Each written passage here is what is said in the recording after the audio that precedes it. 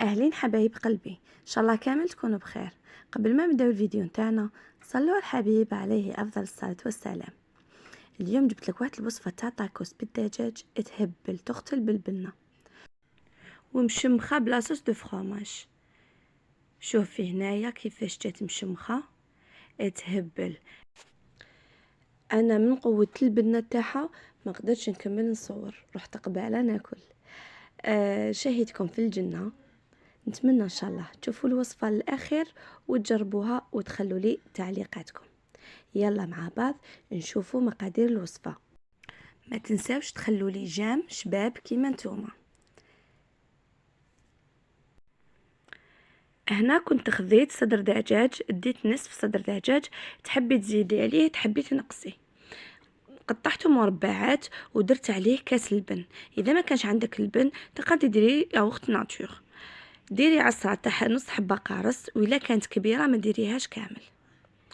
نديرو هنايا توابل، نديرو زنجبيل، نزيدو توابل الدجاج او الشاورما، فلفل اسود، الكركم والكوري ما تكثرش منه بزاف، وخلطي كلش مع بعض. هنا نزيد 2 سنينات تاع ثوم نربيهم. اذا كانت الكميه نتاعك كبيره تاع الدجاج ضعفي الكميه تاع الثوم. نزيدو ملعقه صغيره تاع طماطم مصبره، نخلطو كلش مع بعض حتى وين ينتزج الخليط تاعنا. وبلا ما ننساو الملح حسب الذوق. نخلطوهم مليح، نغطيهم بالبابي فيلم ونخلوهم في الثلاجه.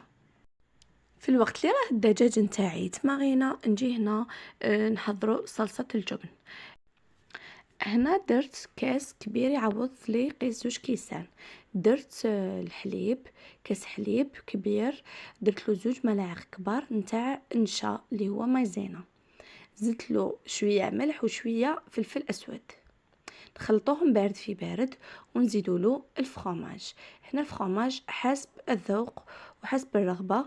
تقدري تزيدي له فرomاج غابي. انا هنا اكتفيت غير الفرomاج تاع المثلثات ولا تحبي تاع البيتون. ديريهم فوق النار على نار متوسطه وقعدي تحركي فيهم، ما تغفليش عليهم باش هكا مايزينا ما تنحرقلكش تحت. اقعدي تحركي فيهم حتى وين تحسي الخليط تاعك بدا يثقل. انا للامانه هنا الخليط تاعي شويه خليته ثقل لي زياده، بصح ما اثر ليش على البنه تاع الوصفه تاعي. انتي تحبيه شويه طالق روحه ماشي جامد بزاف، طفي عليه كي يبدا يغلي مع الاول. انا خليته غلى لي شويه. شوفي هنا الوصفه راهي مليحه، بصح من بعد كي تبرد راح تزيد تجمد معاك. راك تعرفي المايزينا كي تبرد تزيد تشد روحها. هنا لاصوص دو فرomاج تاعي كنت طلعتها شويه بالباتور وجيت هنا خلطتها مع الدجاج نتاعي اللي كنت طيبته في شويه زيت في المقله وغطيته، خليته شويه بلا صوص تاعو، ما خليتوش ينشف لي كامل هكا باش نستفاد من هذيك الصلصه نتاعو. قليت البطاطا، قطعت السلطه وربيت فرomاج. هنا كان عندي خبز جاهز تاع تورتيلا، درت شويه بطاطا كميه، زدت شويه سلطه، وهنا زدت معاهم هذه الكميه تاع الفرomاج بالدجاج. تعمدت خلطت الفرomاج مع الدجاج باش هكا تسهل عليك العمليه وتتوزع معاك كامل.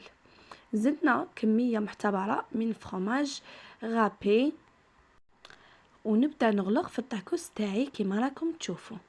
وقباله نحطو في البانينوز ولا تحطيه في المقلاة اللي كيما موالف نطيب فيها معاكم.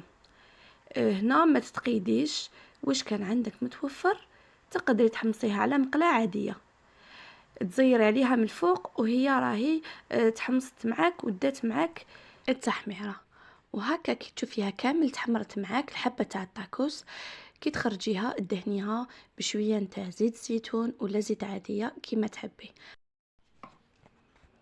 اذا حبيتي الحبه تاعك تاع الطاكوس تدي شكل شباب، كي تكوني تحمصي فيها قلبيها عكس واش تكوني حطيتيها الخطره الاولى، هكا تعطيك شكل شباب. يلا مع بعض نتلاقاو في طبق التقديم. هاي الطاكوس تاعنا تاع نهار اليوم، جا بنين بزاف، رائع، ما فيش بزاف مكونات. والبنه نتاعو هايله. نتمنى ان شاء الله تجربوه باش هكا تعرفوا واش راني نهضر لكم على البنه. صراحه جا مشمخ، ماشي ناشف، بنين، تقدر تستغناي على لي صوص اللي موالفه ترافقيها مع الطاكوس. نتمنى ان شاء الله تدعموني بالجام، واللي ماهيش مشتركه تشترك في القناه، وخلوا لي كومونتير شباب كيما نتوما شابين، وتهلاو في روحكم غالياتي، ونتلاقاو في الفيديو الجاي.